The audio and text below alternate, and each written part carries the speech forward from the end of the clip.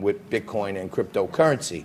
Now, the markets got rattled this week because China started putting out all these signals about 100 people died from a coronavirus, and the internet is abuzz asking if it's caused by Corona beer, and we don't know what's happening, but the guy we have with us to kick off hour two in the leadoff spot, Dr. Eric Braverman, is here. He's the founder of Path Medical Center in New York, which concentrates on all medical issues. But Doc, what is happening here with this coronavirus? Well, the good news is you shouldn't fear. There's a way to follow certain rules. The only thing to fear is fear itself. The word corona means crown. It's like a crown virus made of RNA, which is very similar to flu type virus. Flu is far more dangerous than coronavirus in terms of a national problem. There's 15 million people with flu. There's 10,000 deaths or so with flu. There is 5,000 people roughly around the world with this coronavirus, 150 deaths, so it's got more mortality. It's like a 30% mortality, like So let me ask you this, Doc.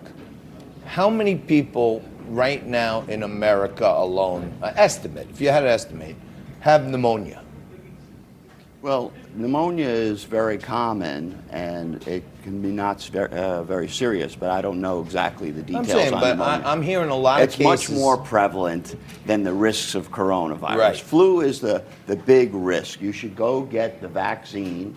You should recognize that you have to wash your hands. Coughs and sneezes bring diseases.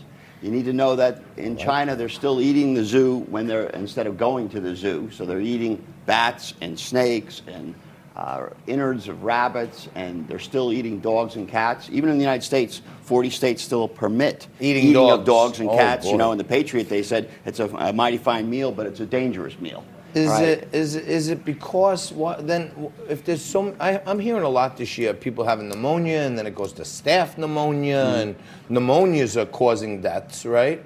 My question is this: is this just because it's like a novel strain that it gets this global attention? Not really. I'll tell you why. Because China has 150 million or so people with hepatitis B, and they have hepatitis A and E from eating undercooked pork and all sorts of bad stuff. So they're immune compromised. So here's the real problem. We're testing our colon, we're doing bone densities, we're checking our hormones, we're worrying about blood tests related to anemia. We need immune blood tests. This is my 40th year of pushing immune blood tests. You can measure your helper and suppressor cells just like HIV patients. You can measure what are called interleukins, inflammatory cells.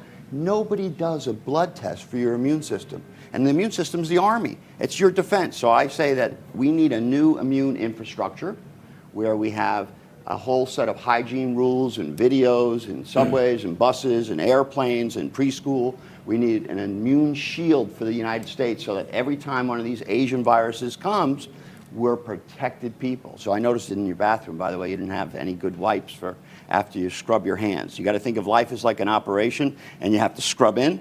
So you have to clean your hands properly. Right. You have to cough into here. Cough into your elbow. Yeah, into the crook of your elbow. Don't steal other people's health. Cough into the crook of your elbow. So and don't shake hands with people. George Washington bowed. He survived smallpox. That's why I'm wearing this little George Washington coat of arms. This. He bowed because he knew that he had smallpox in Barbados, and he got it.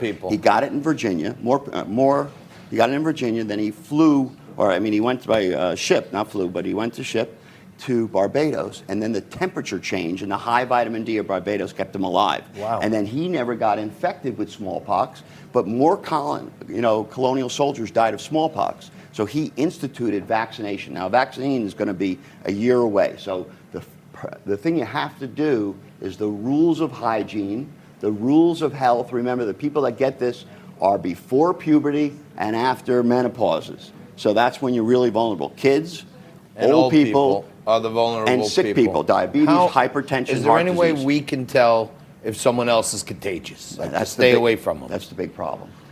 Contagious things sit there 5 days in a droplet in a subway, all right, or in a bathroom. They sit there 2 weeks to 3 weeks. A person's well, and if you're well, that's swell, but it doesn't mean you're safe. All right? Well, so you have to take into account the holes of your body. Someone's dripping, mouth, what you're eating, cleaning your ears, touching. Kids are always touching everything. They're touching here, they're touching there. That means you're going to spread viruses. So all the openings, Right. all the holes. Yeah, I call it medical holiness. All the medical holes. holiness. Yeah, medical holiness. My friend Frankie over there is quite holy himself. That's like the right. rest of us. Those are just my socks. All right, Dr. Braverman, when you talk about an immune shield, exactly what are we talking about when you say you've created a plan that creates an immune shield for the country? What are we doing except for taking pains to avoid germs? Well, we do quarantine, and we do the flu vaccines, and we do a host of things of that nature. But eventually, what I envision would be like videos in the subway so that people remember to use Purell, wash their hands, cleaner bathrooms. People that are living on the street need psychiatric help not to be around us, because if you have dirty clothes, you generally have dirty droplets. All right, we need airplane hygiene, which means masks available, hand cleaning, videos, just like they do the seatbelt. You know, everybody does a seatbelt. I used to get into a car all the time. So it's a public awareness campaign. Yeah, it's an awareness campaign. It's an Eisenhower immune infrastructure campaign, and a Reagan immune missile shield. Because you know what a virus really is? A virus is a living dead. All right, virus, corona means like crown evil. All right, that's what a crown virus is. And so to protect yourself from it, you need a viral shield for the country, and you need this immune infrastructure. Now, before the segment, I reached out my hand to shake hands with you, and you declined. Instead, you gave me a fist bump, which, I didn't mind. I know folks that do that. Trump used to do something like that.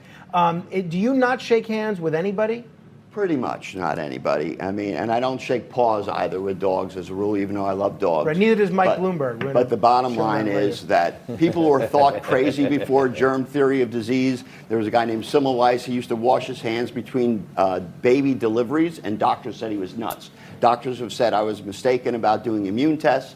I know you have to do the immune test. You shouldn't shake hands. George Washington bowed. You show people respect, and you avoid the touching. I mean, it used to be the game of cooties when you were a kid. That's how you teach your children. Children are very vulnerable. They need the flu shot, but they have infantile amnesia. Kids can't remember anything. Who remembers their 3-year-old, diaper change? You can't remember. Right. Kids don't remember stuff. So we have to teach them all the time, how to do the hygiene. Protect the holes. Right, protect the holes, and teach them how to wash. I want to ask you this. Sure. I'm not really a big doctor guy. I believe in like holistic health and like trying to heal yourself and staying sound in mind, makes you sound in body and all this stuff. Sure. But there's this old adage that, if you want to attack a disease, you attack it with itself. So what do you think about my remedy for the coronavirus? I think you need cod liver. That has cod liver oil in it. It has cod liver oil, then it's good. Cod liver oil, vitamin A. Is this going to help me and fight virus. off? This is liquid lunch, and typically I'm drinking, Question tequila. Now the Hooters Heat is one of the best things around, cinnamon flavored whiskey. Anxiety, sleep problems always affect your immune system. So if that reduces your anxiety and makes you really a mellow dude, like Yellow Mellow, then you're in good shape. Go enjoy some Yellow Mellow, which I guess is beer. You are giving me medical certainty that from drinking at liquid lunch throughout the evening, if I polish it off with a Corona that makes me really tired and I sleep soundly, it would be a contributor to good health. I'd rather have my mother give you a hot toddy and with some cod liver oil and zinc and also some antiviral medicine. Remember, flu killed 50 million people after World War I. Smallpox killed more people in the colonies than anything else. And the bottom line is everybody should know the nutrients like vitamin A, vitamin D, sunshine, fresh air saves you. Polluted places like Beijing, which I've been to in China, are very vulnerable because your life is really in your breathing. That's really where it happens. It's your spirit, and so you're going to have strife in your life if you don't breathe well. Strife in your life if you don't breathe well. And the Corona might help also because it might put you to sleep, and you might sleep a little sounder, and that'll cut down on your anxiety, and that'll make you feel better. Is that a horrible prognosis? You have to do certain things in life that cut you better. An hour of extra. Florida or Miami would do you good. I just got back from there. Okay, good. Some vitamin C and your sunshine. cleaning your sinuses are really important. The neti pot.